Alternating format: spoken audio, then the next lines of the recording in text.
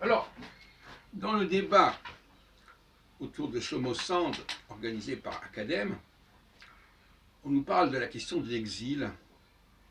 Et c'est vrai qu'il faut faire très attention. Et que j'en ai peut-être parlé récemment de manière un peu trop rigide. Soit, je ne sais pas que ce soit très important pour mon travail, mais je voudrais quand même corriger. Oui, alors il y a des recommandations qui traînent et qu'il ne faut pas véhiculer comme ça, c'est certain. Donc il faut corriger.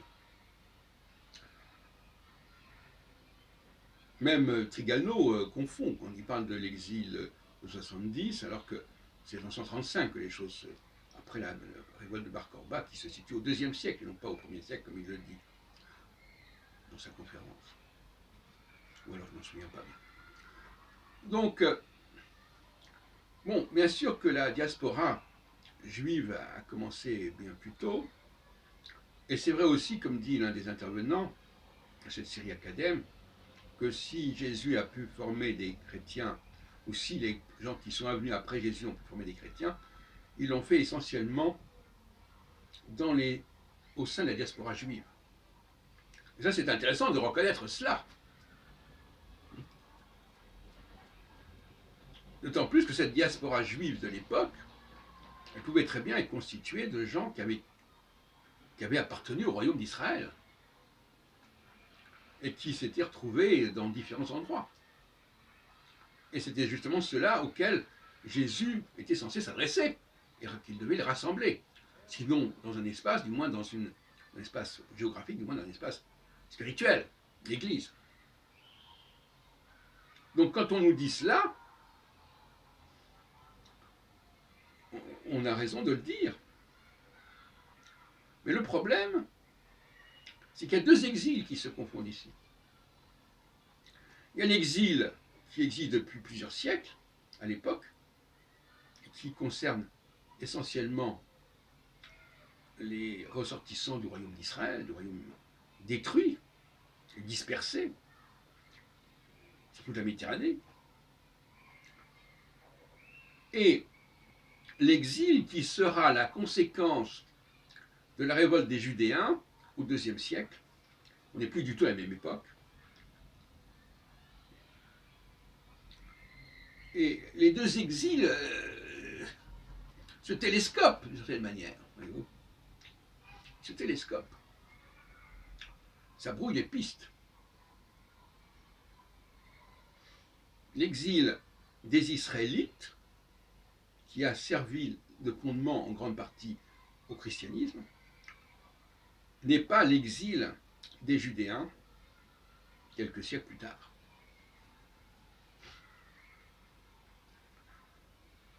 L'exil des Judéens, il a une toute autre signification théologique.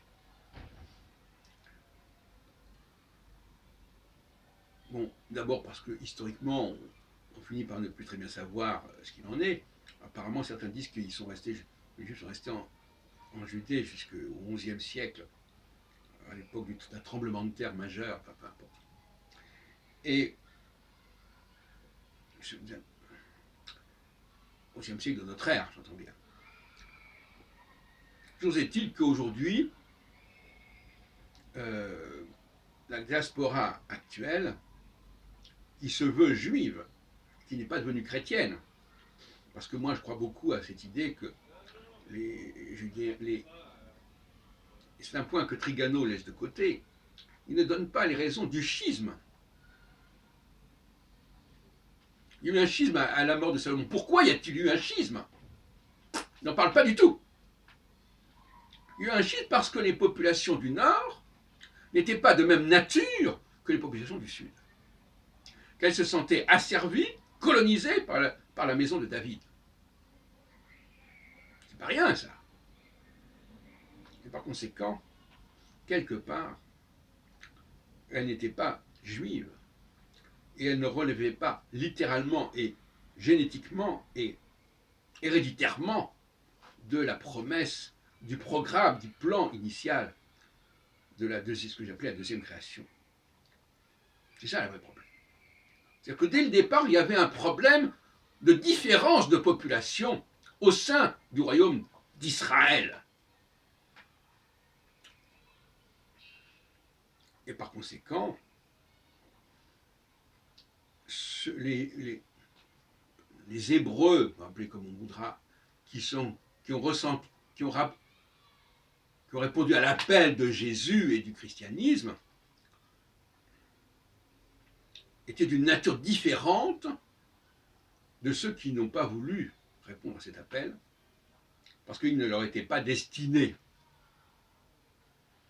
Alors tout ça est très complexe, parce que c'est des questions de feeling, de ressenti. On va dans un sens, on va dans l'autre. Les populations, elles ont leur instinct. Donc j'en dirai pas plus. Mais je veux dire qu'il faut aussi juger comment les choses se passent. Et on est dans la dualité de toute façon. Et on est d'autant plus dans la dualité que les populations dominées veulent toujours prendre leur revanche, sous quelque prétexte que ce soit, sur la population dominante. Et tous les prétextes que ce soit, on le voit bien, je l'ai dit plusieurs fois, même dans le Pentateuque, chaque fois, le puîné prend l'avantage sur l'aîné.